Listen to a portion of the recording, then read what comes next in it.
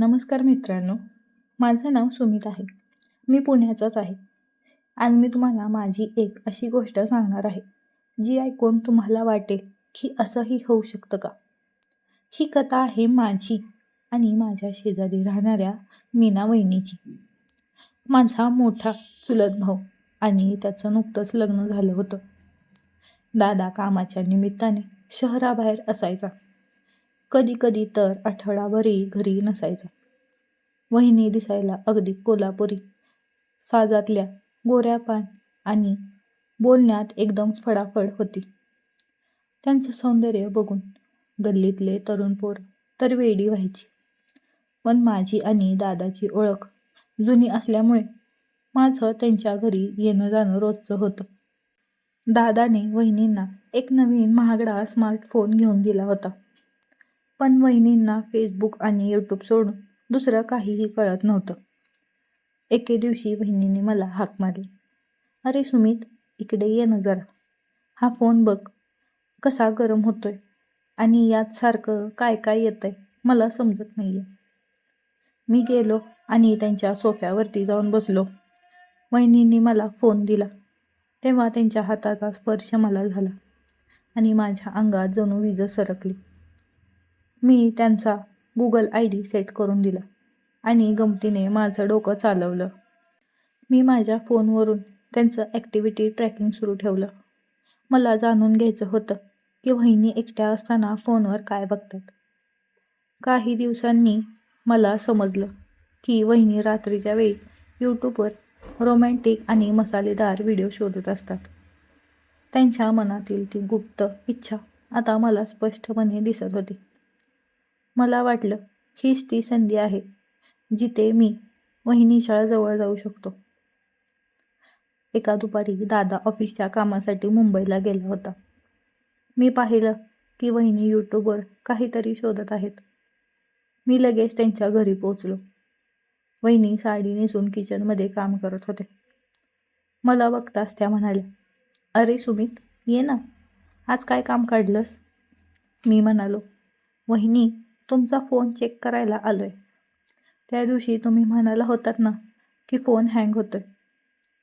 वहिनींनी phone दिला आणि आम्ही सोफ्यावर अगदी जवळ बसलो होतो.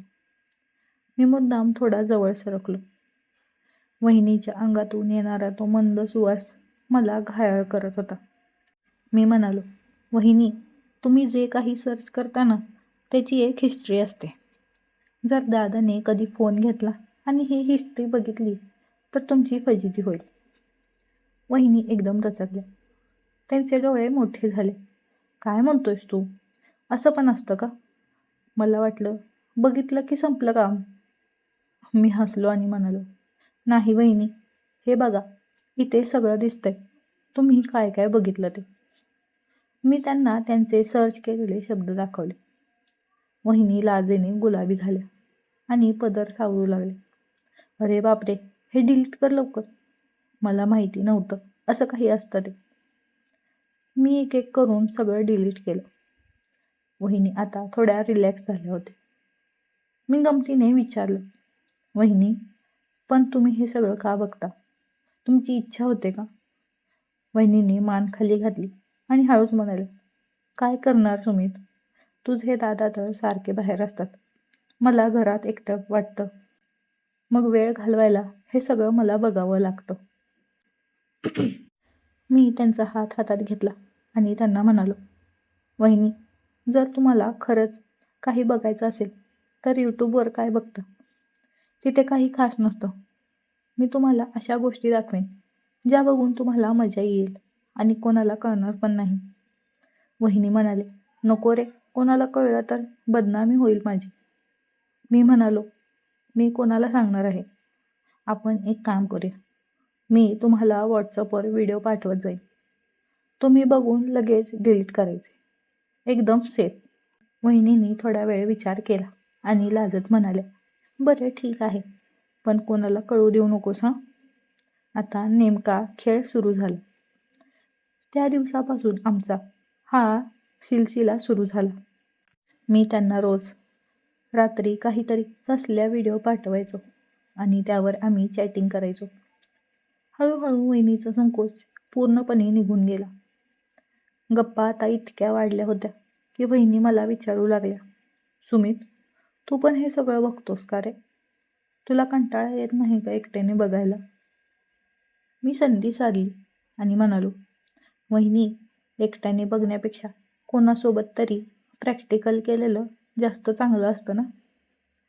वहिनी हसून म्हणाले, काय रे, आता माझ्यासोबत प्रॅक्टिकल करणार की काय तू? त्या रात्री दादा घरी नव्हता. मी वहिनीच्या घरी गेलो. आम्ही गप्पा मारता मारता खूप जवळ आलो. वहिनीने मला विचारलं, तुला कोणत्या प्रकारच्या मुली आवडतात? मी त्यांच्या डोळ्यात बघून म्हणालो, मला तुमच्यासारख्या सुंदर आणि समजूतदार वहिनीच आवडतात. वहिनीच्या चेहऱ्यावर एक वेगळीच चमक दिसली. त्यांनी माझा हात धरला आणि म्हणाले, तुला माहिती आहे का, तू दिसायला खूपच देखणा आहेस. कधी कधी मला वाटायचं की तू माझ्या जवळ असावास. आणि मग काय, त्या रात्री सोफ्यावरच आमचा तो खेळ सुरू झाला. वहिनींना जे हवं होतं ते सुख मी त्यांना दिलं आणि मला जे हवं होतं ते मला मिळालं. आता आमचं हे नातं खूप खास झालं. दादा जेव्हा नसतो तेव्हा आमची ही मोबाईल शिकवणी अजूनही सुरूच असते. तर मित्रांनो, ही होती माझी आणि वहिनीची एक अनोखी गोष्ट. आयुष्यात कधीकधी अशा अनपेक्षित भेटी आपल्याला खूप काही शिकून जातात. ही कथा तुम्हाला कशी वाटली कमेंटमध्ये नक्की सांगा. अशाच आणखीन मनोरंजक आणि मसालेदार कथांसाठी आपल्या चॅनेलला नक्की सबस्क्राईब करा. भेटूया पुढच्या व्हिडिओमध्ये. तोपर्यंत धन्यवाद.